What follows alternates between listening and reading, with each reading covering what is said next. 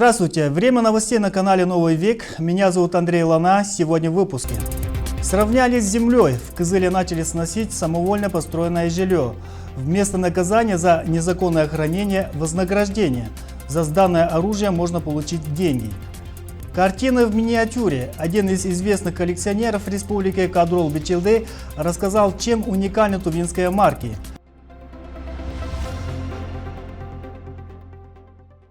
Об этом подробнее. В Кызыле начали сносить дома, самовольно построенные местными жителями. Общее количество подобных исполнительных производств перевалило за отметку в 50. Все они возбуждены на основании решения Кызылского городского суда.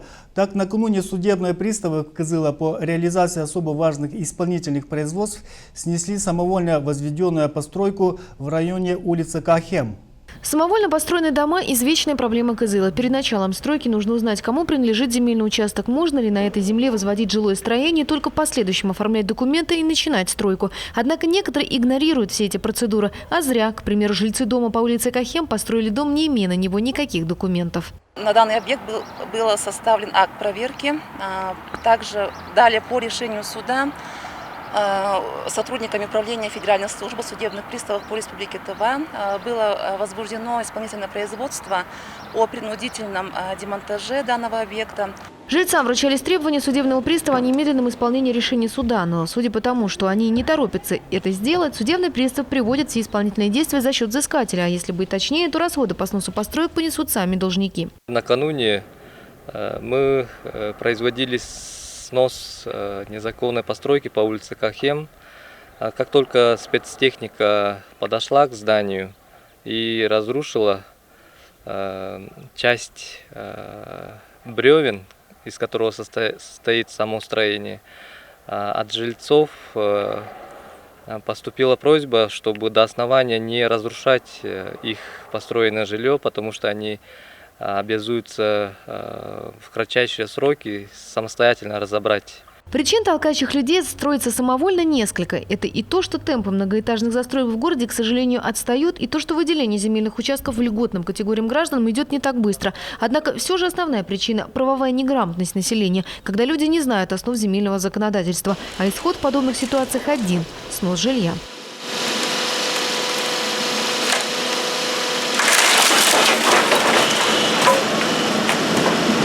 Несмотря на меры, принимаемые республиканскими ведомствами и городскими властями, случаи самозахвата продолжают иметь место. Стоит отметить, что в прошлых годах были случаи и риэлторов-мошенников, когда риэлтор продавал ничего не подозревающим людям земельные участки с поддельными или же несуществующими документами.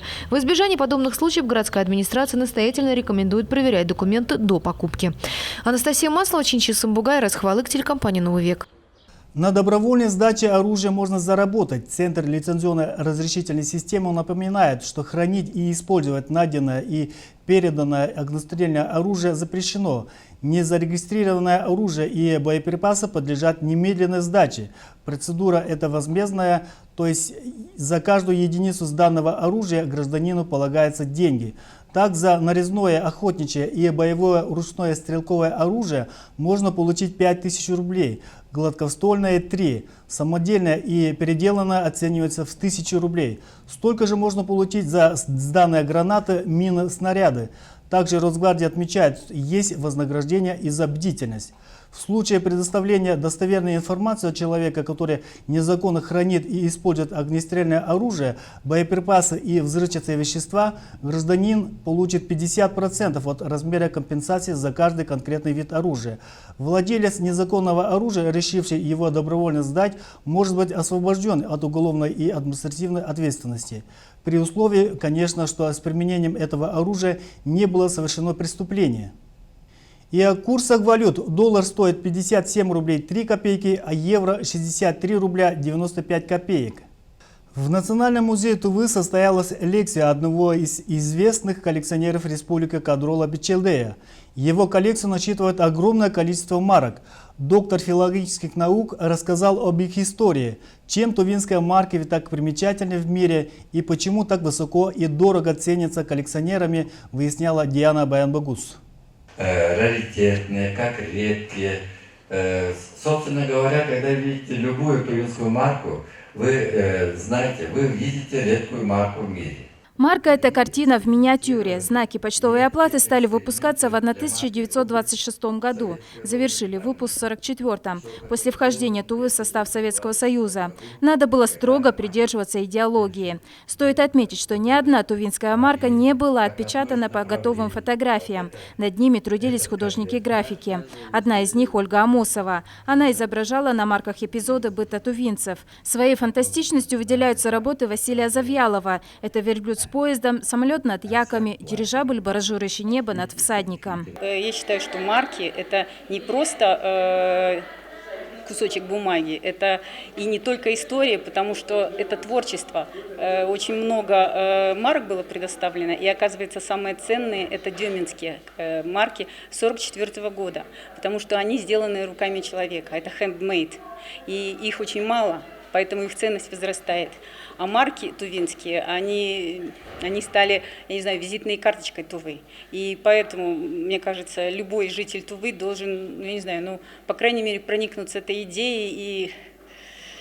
И молодежь, конечно, должна, я не знаю, я в детстве тоже собирала марки. Это прекрасная возможность для развития личности. Стоимость дёминской коллекции марок стоит около $2000. Наиболее ценными считаются марки, выпущенные в годы Великой Отечественной войны, хотя они не отличаются высоким качеством, так как печатались тогда на бумажных обрезках, оставшихся от изданий книг. Именно этой серии марок нет в коллекции Национального музея. Сегодня перед слушателями только собрание Кадрола Пичелдея. Как делится коллекционер, целой жизни не хватит, чтобы собрать полную коллекцию марок. Нужно прихватить и чужую жизнь. Сетуют, что многие очень ценные тувинские марки находятся у потомков коллекционеров. Судьба многих знаков почтовой оплаты неизвестна. Это такие известные собиратели-филателисты, как Стеновский, Блехмен, Ковенский. В Москве. Он умер в 2014 году, и нам предлагалось выкупить эту коллекцию, но таких денег нету, конечно, и, к сожалению, приходится смотреть.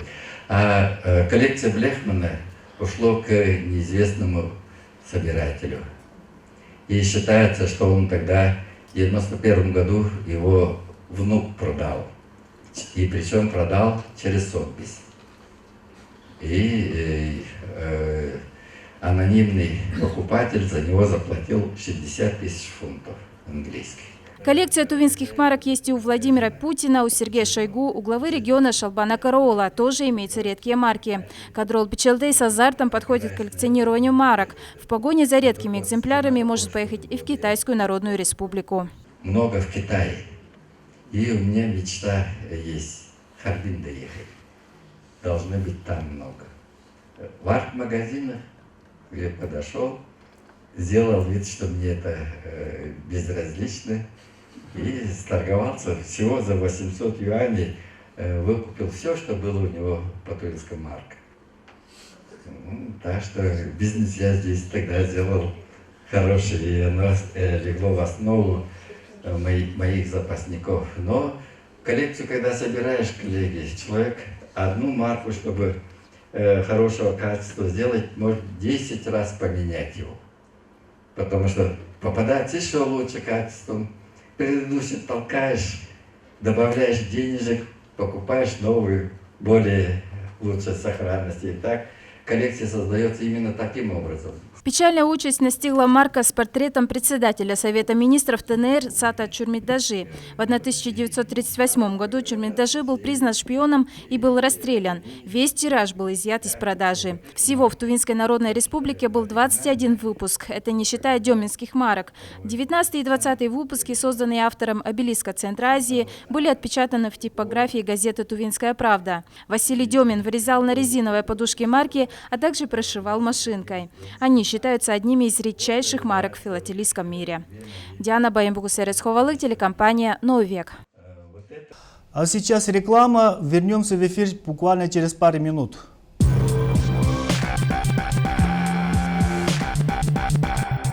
Увидел? Понравилось? Купил! В РБТ.ру ничего не откладывайте с кредитом 0036. Так, электрическая плита Хайер всего за 639 рублей в месяц. РБТ.ру.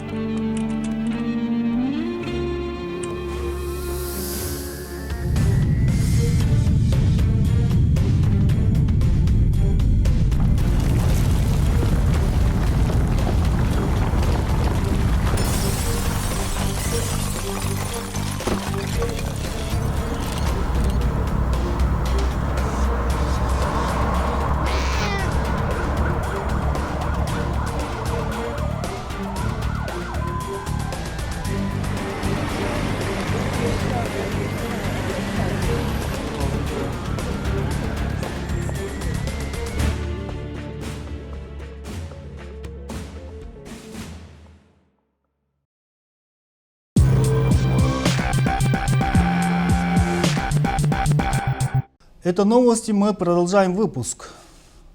16 июня в мореловодческом хозяйстве «Туран» открывается летний туристический сезон. В этот день вас ждет театрализованная и концертная программа от ведущих республиканских учреждений культуры, а также самый разнообразный досуг сразу на 6 площадках. Мастер-классы, развлекательные игры, прогулки к моралам, спектакли для детей, чайная церемония, сладкие призы. Кроме того, дикая природа, от которой захватывает дух. Гостей ждут с семьями, ведь на празднике каждый найдет занятие по душе. Мероприятие организовано при поддержке Министерства культуры Республики с участием информационного центра туризма, Кызыльского колледжа искусств, Центра развития тувинской традиционной культуры и ремесел, Тувинского театра кукол, Центра русской культуры. Вход свободный. Подробности можно узнать по телефону 2 45 45. В Ингушетии завершился чемпионат России по вольной борьбе. И, надо сказать, наши спортсмены показали отличные результаты. В копилке республики 2 бронзовые награды. Призерами стали Начен Кулар и Амак Сюрюн. И сейчас последний с нами на связи. Амак, здравствуйте! Поздравляем вас с победой. Вы сами довольны результатом? Здравствуйте, спасибо. С результатом я недоволен, потому что я мог бы выиграть и проиграл принципиальных соперников. Конечно, недоволен, но так чувствовал себя хорошо, в форме, в пике был. Я так чуть тактически неправильно и чуть не настроился. Настроился так, тактически я чуть-чуть правильно поставил по складу. Кто был вашим соперником? Он из Дагестана, и в последнее время я ему начал проигрывать. Он уже, как считается, он уже знает меня выиграть, уже знает, как выиграть, и знает мою борьбу. Кого-то хотите поблагодарить? Я поблагодарить своих тренеров, тех, кого поддерживал меня, и тех, кто рядом и верил до конца. Спасибо и вам за то, что достойно представили нашу республику на чемпионате России по вольной борьбе. Ждем вашего возвращения домой. А мы продолжаем выпуск. Далее новости короткой строкой.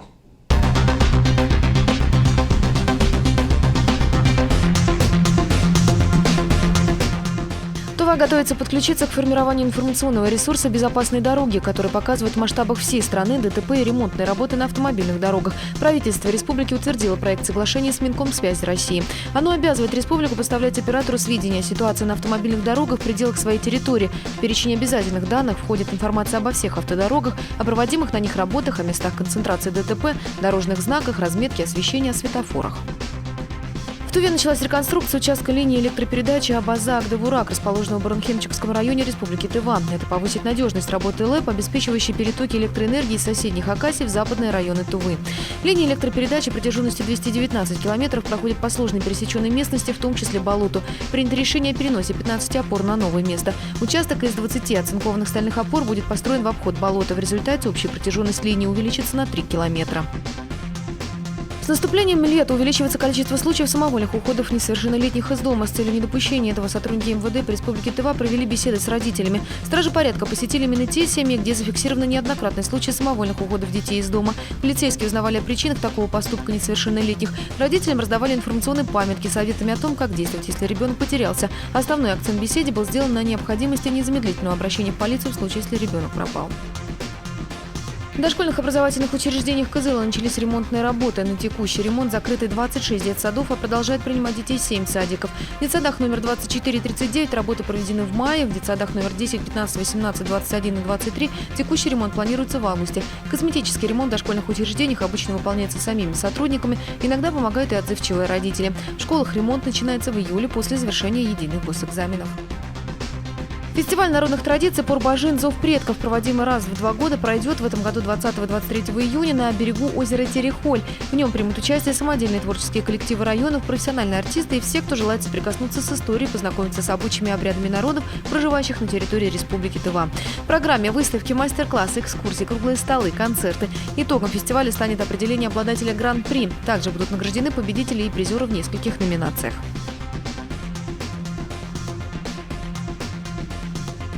И в завершении о погоде. Обзор представит Муза Черепанова.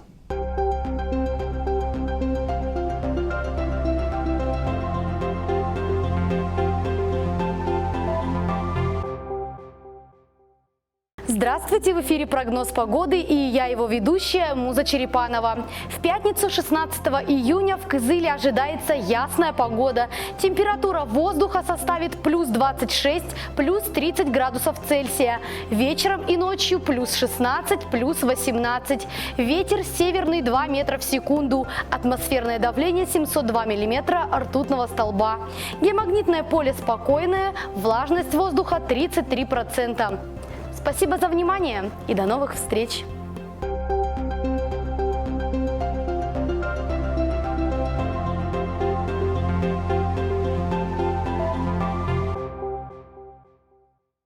Это все, о чем мы успели рассказать. Выпуск новостей смотрите также на YouTube-канале Тувинская единая служба информации. Эфир продолжит программу «Услышать каждого». Спасибо за внимание и до свидания.